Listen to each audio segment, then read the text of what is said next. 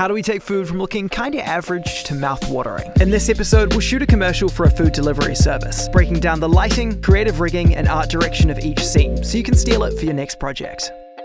We're shooting vertically for reels, so we're going to be using the R5 with a 24 and 50 prime, and this handy vertical bracket and move quick release from Manfrotto that we can clip into our various heads. First up, we've got a late night grilled cheese that comes apart for this magnificent cheese pull.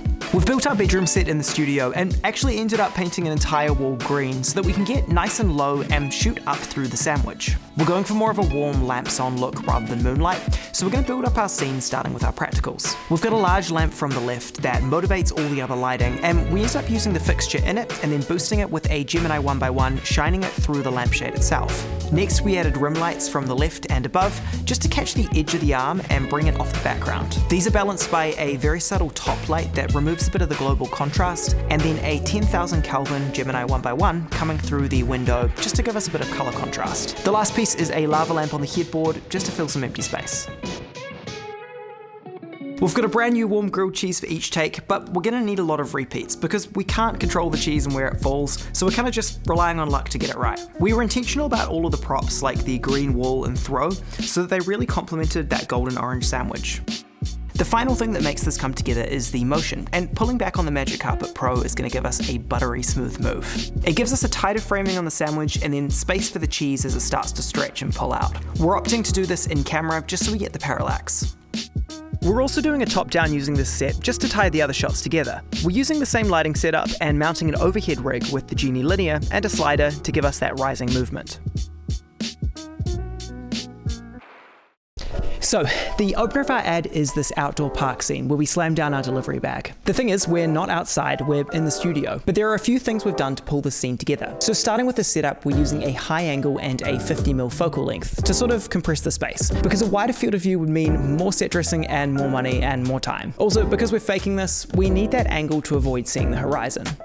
With everything lined up, it's time to move on to the lighting. Starting from the back, we've got a single hard source that's filtering through some plants acting as a gobo. This is going to give us our outdoorsy shadows, and it's the same technique we used in the cocktails video. Balancing that, we have our fill light, which is going through the largest diffusion scrim we have, and this is going to make it feel a bit more like it's outdoors and it's ambient lighting. And then finally, we've got two rim lights just to pick up the edges of the bag.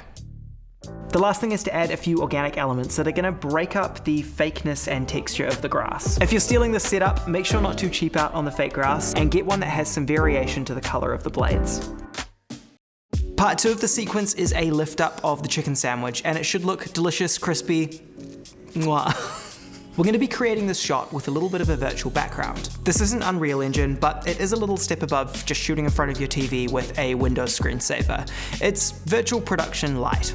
Matt created a custom LUT for the TV camera combo that meant we could account for the color cast and limited dynamic range of the TV when compared to our source image. We're using a long piece of speed rail that pivots on a sturdy tripod that's sandbagged down, and then we're supporting that at the other end with two Magic Carpet sliders. We're not just doing a track and pan because we need the distance between the camera and the background to stay consistent, otherwise things will go out of focus.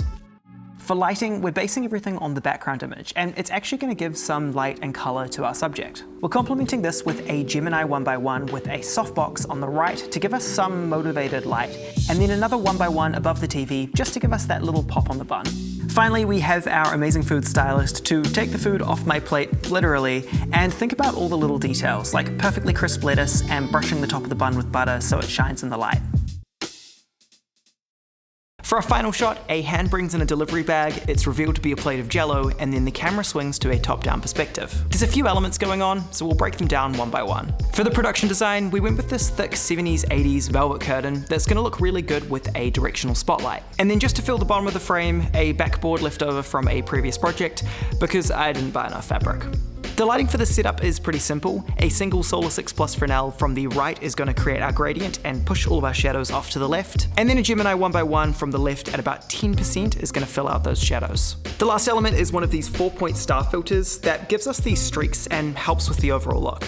The jelly isn't specular enough to get obvious star streaks, and it works better on shiny metallic objects.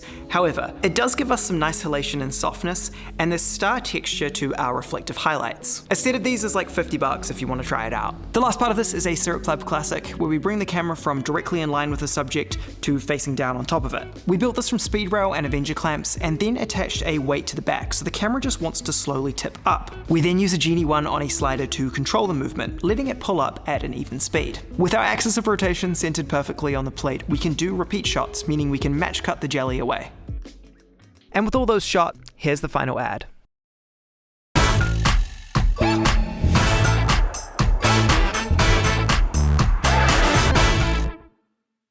Thanks for watching. We're giving away some of the kit we used to shoot this video, including Geminis and a Move Quick release over on our Instagram, so head over there to enter.